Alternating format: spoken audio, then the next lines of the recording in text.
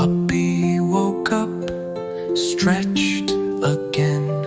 He wagged his tail and gave a bark. Another day for fun to spark. But wait, his human shoe was gone.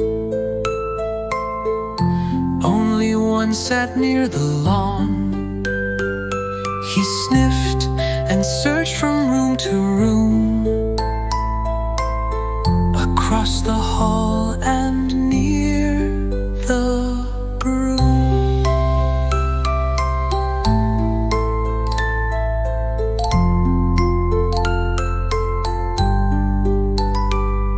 Outside he dashed, nose to the ground, following the clues he'd found. A sock, a string, a squeaky toy.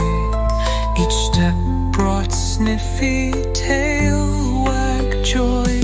Then near the bush a little pup, a stray curled tight, all bundled up.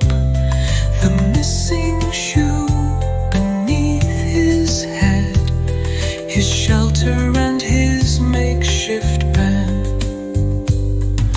Puppy paused and gave a stare, then gently dropped his teddy bear.